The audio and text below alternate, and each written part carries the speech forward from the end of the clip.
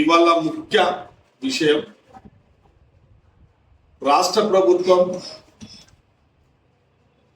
ఇలా తెలంగాణ రాష్ట్రంలో స్వేచ్ఛ, సమానత్వం గాలి పీల్చుకుంటున్న సందర్భంలో రాష్ట్ర పరిస్థితి గడ్డు పరిస్థితి ఉన్నప్పటికీ అన్ని వర్గాల వారిని సంతృప్తిపరుస్తూ మొన్న క్యాబినెట్ సమావేశంలో తీసుకున్న నిర్ణయాలు చక్కటి నిర్ణయాలు. చాలా రాష్ట్ర ముఖ్యమంత్రి వర్యులకు, మంత్రివర్గానికి అభినందనాలు తెలియజేస్తా ఉన్నాం. గతంలో రైతు బంధు పేరిట ప్రజాధనం దుర్వినియోగం జరిగింది అనేది వాస్తవం.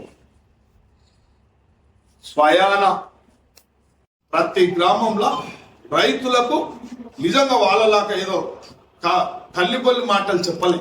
రైతు విషయంలో ఏకకాలంలో 2 లక్షల రూపాయలు రుణమాఫీ చేయడం వాస్తవం జరిగింది. కాకపోతే ఇంకొద్దిగా 10% కూడా వాస్తవం. ఆ 10% కూడా కొద్దిగా టెక్నికల్ ప్రాబ్లం ఒకటి, 2 లక్షలకు అబోవ్ ఉన్న వాళ్ళకు కూడా కొద్దిగా పర్సెంటేజ్ ఉన్నదనేది వాస్తవాలు ఒప్పుకుంటున్నాం. మేము 90% రుణమాఫీ జరిగింది వాస్తవం. ఇలా రైతు భరోసా ఏ ఒక్క రైతు కూడా ఇబ్బంది లేకుండా రైతు భరోసా ఇవ్వడం జరుగుతుంది. కాబట్టి క్యాబినెట్ నిర్ణయం తీసుకుంది కాబట్టి చాలా ఆనందంగా అభినందనీయాలు తెలియజేస్తా ఉన్నాం రాష్ట్ర ముఖ్యమంత్రి వాళ్ళకు.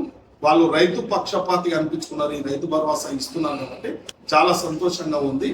ఇలా రాబోయే కాలంలో ఇంకా రైతులకు అన్ని విధాల గిట్టుబాటు ధర కానీ, బోనస్ కానీ, యంత్రీకరణ కానీ, ఇవాళ మిగతా సబ్సిడీలు అన్ని తీసేయడం జరిగింది గత ప్రభుత్వం. కాబట్టి మళ్ళా రాజశేఖర రెడ్డి గారు ఉన్నప్పుడు యంత్రలక్ష్యం ఏ విధంగా ఉండనో రైతులకు ఆ విధంగా మళ్ళా యంత్రలక్ష్యం తెచ్చి అడుగడుగున సబ్సిడీలు ఇస్తూ మనమంతా ఇవాళ మీరు కానీ మేము కానీ అంతరం రైతు కుటుంబాల నుంచో వచ్చిన వాళ్ళం కాబట్టి రైతు బాధలు అందరికి తెలుసు.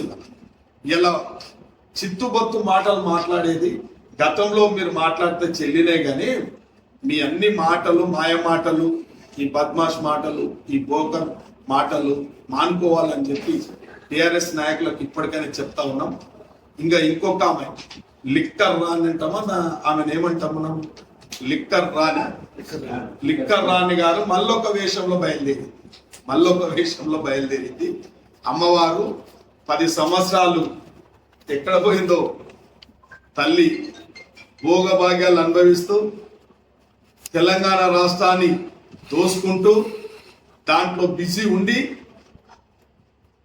గత 10 సంవత్సరాల నుంచి బీసీలకు తీవ్రమైన అన్యాయం చేస్తూ ఏ ఒక్క రోజు కూడా బీసీల గురించి మాట్లాడని లిక్కర్ రాని ఇవల్ల బీసీ నినాదాన్ని ఎత్తుకొని తిరుగుతుంది. పచ్చి మోసం చేసిరు బీసీలకు. మీరు 35% ఉన్న బీసీ లోకల్ బాడీస్ లో, స్థానిక సంస్థలలో దానిని అందరికి తెలిసి 22% తగ్గించారు.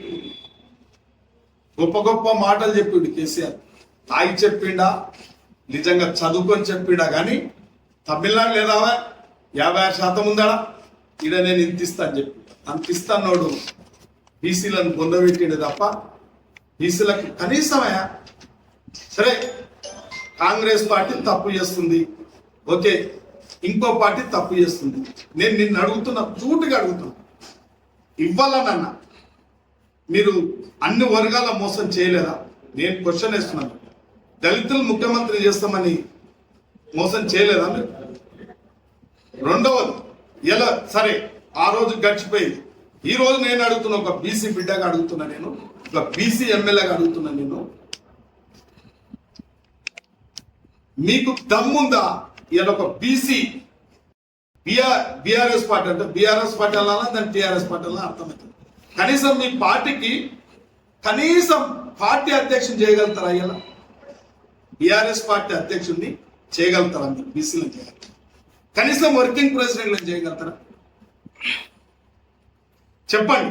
నేను ఒక్కటే క్వశ్చన్ అడుగుతున్నా. ఇలా అసెంబ్లీలా మీ అయ్యా లెజిస్లేచర్ పార్టీ ఎల్పీ లీడర్ అనుకుంటారు, కౌన్సిల్లో నీవు ఉంటావు, ఇందులో కౌన్సిల్లో కవిత ఉంటుంది, ఈడనే హరీష్ రావు, కేటీఆర్ ఉంటారు, ఇంకొకటి ఏ ఒక్క బీసీ బిడ్డని మాట్లాడేది ప్రజా సమస్యల మీద కనీసం అవకాశం కూడా ఇవ్వరా? అంటే వాళ్ళ గొంతు నొక్కుతున్నావు. ఇవాళ నిజంగా బీసీ నాయకులకు ఎస్ ఇవాళ మేమున్నాం, మేము వాయిస్ ఎక్కడంటే అక్కడ మా నాయకుడు మాకే నిబంధనలు పెట్టాడు, మా నాయకుడు మేము మా ఇష్టం ఉన్న మాకు స్వేచ్ఛ ఉంది, ప్రజాస్వామ్యబద్ధంగా ఎక్కడైనా మాట్లాడతా.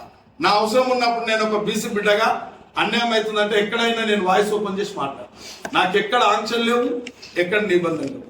మీరే చూస్తున్నారు కదా ఇవాళ. అంటే స్వేచ్ఛ, ఇది డెమోక్రసీ కంట్రీలో ఉన్నాం, మనం పార్లమెంటరీ వ్యవస్థలో మనం అంతా ఉన్నాం.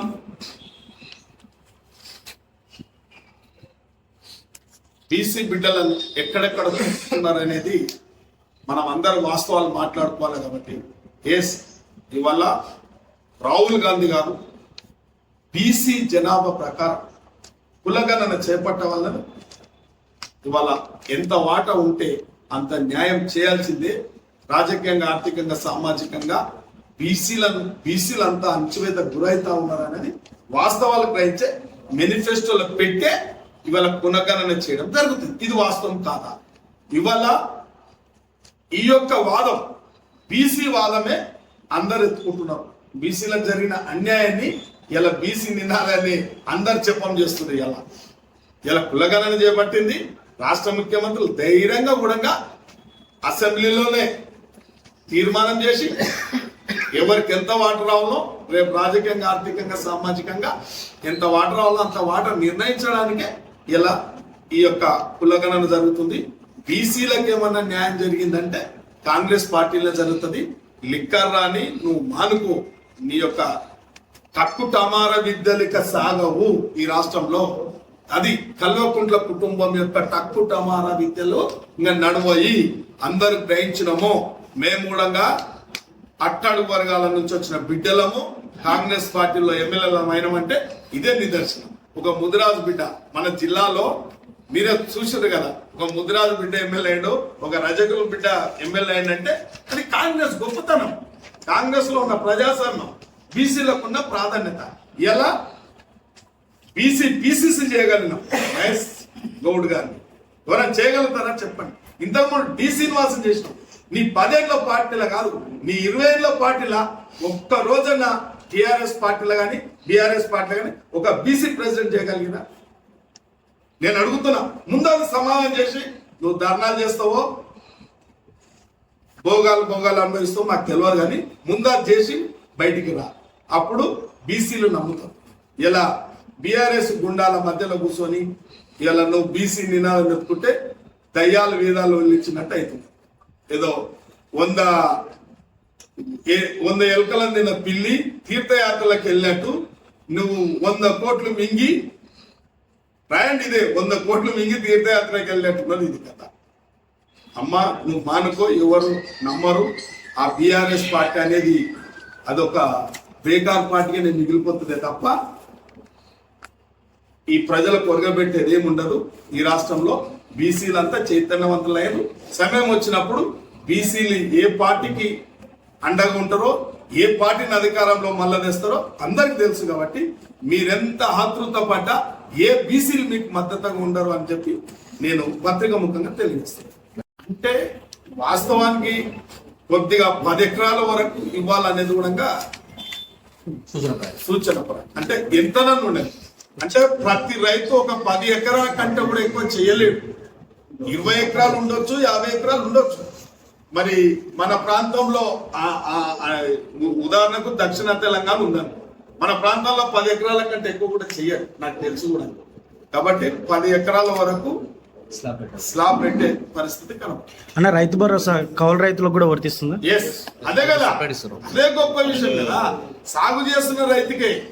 అందుకే వీళ్ళు ఏమంటున్నారు, అది బయటకు వస్తుందని.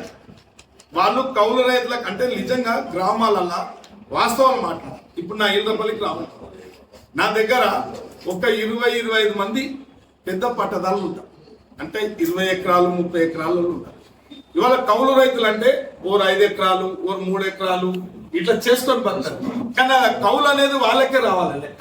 అందుకే వాళ్ళు ఏమంటున్నారు, పలానా సర్వనం వల్ల నేను పలానా మొక్కజొన్న పంట పెట్టినా 5 ఎకరాలు పంట పెట్టినా అని దరఖాస్తు పెట్టుకుంటే అక్కడ ఒక ఏయుఓ ఉంటాడు, మండల స్థాయి అధికారి ఉంటాడు, ఒక విలేజ్ సెక్రటరీ ఉంటాడు, ఒక రెవెన్యూ సెక్రటరీ కూడా ఉంటాడు. కాబట్టి ఆ యొక్క డాటా సాగు చేస్తున్న రైతులది నిర్ధారణ అవుతుంది. కాబట్టి వీళ్ళకి భయం అంటే వాస్తవానికి సాగు చేస్తున్న రైతులకు ఈ యొక్క రైతు భరోసా ఇవ్వడంతో నాకు కూలీ, భూమి లేని వ్యవసాయ కూలీని అనుకోండి, ఉపాధి హామీ పథకంలో ఉన్న ఉపాధి హామీ పథకం కూలీలు అనుకోండి, తప్పకుండా ప్రతి సంవత్సరానికి వారికి 12,000 రూపాయలు ఇవ్వడం జరుగుతుంది. 6 నెలలకు ఒక్కసారి 6,000 ఇవ్వడం జరుగుతుంది. ఆ మాట మీద నిలబడుతుంది.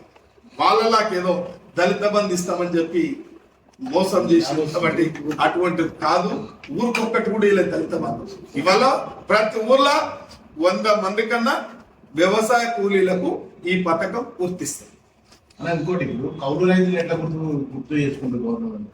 అందుకే చెప్తున్నా, పలానా చారికి నందిగామల 5 ఎకరాల పొలం ఉంది, పట్టదారు చారి, నేను 2 ఎకరాలు ఆయన దగ్గర తీసుకొని మొక్కజొన్న పంట పెట్టుకున్నాను, దరఖాస్తు పెట్టుకోమంటున్నాను. దరఖాస్తు అంటే తప్పు అనుకుంటారు అందరు. అంటే చారికి ఇయర్ కానీ కౌలు రైతుకి ఇస్తారా? కౌలు రైతుకి ఇస్తారు. చారికి రావు ఇంకా. చారికి ఇయ్యరు. అది క్లియర్. అంటే ఆ కాలంలో వాస్తవానికి టెనెంట్ యాక్ట్ వర్తించేటట్టు కాదది. వాస్తవాలు అందుకే ఆ కాలంలో రాయకుండానే తాత్కాలికంగా ఇవాళ ఈయన చేస్తాడు, రేపు ఇంకోటి ఎలా చేస్తాడు చారితన, రేపు మళ్ళా వస్తాడు, ఎల్లుండి అంజయ్ వస్తాడు. అట్లా నమోదు కాదు. ఈ సంవత్సరం వాస్తవ సాగు ఎవరు చేస్తున్నారో వారికి